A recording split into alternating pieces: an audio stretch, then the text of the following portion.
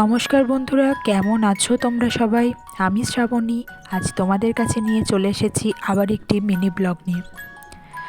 আজ তোমাদের সাথে যেটা শেয়ার করছি সেটা হচ্ছে আমাদের গ্রামে অঘ্রাণ মাসে যে নবান্ন উৎসব হয়, সেই নবান্ন উৎসবের কিছু মুহূর্ত নিয়ে। তোমরা সকলেই দেখতে পাচ্ছ নবান্ন উৎসব উপলক্ষে খুব সুন্দর ডেকোরেশন করা হয়েছে। আসলে এবারে 10 বছর পূর্তি উপলক্ষে আমাদের গ্রামের ছেলেরা খুব বড় করে পুজোটি উদযাপন করলো। এই উৎসবের সবচেয়ে বড় আকর্ষণ হলো মা লক্ষ্মীর মূর্তিটি।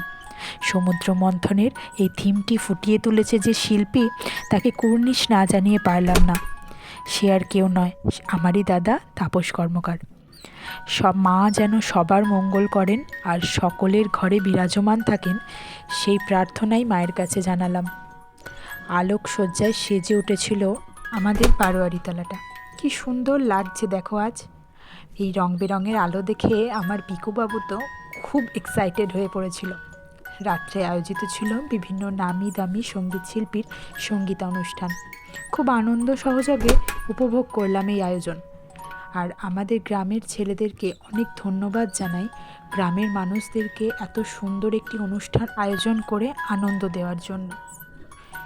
আমার ভিডিও যদি তোমাদের ভালো লেগে থাকে, লাইক কমেন্ট করে পাশে থাকতে ভুলো না, আর সাবস্ক্রাইব করে আমাকে এগিয়ে যেতে সাহায্য করো।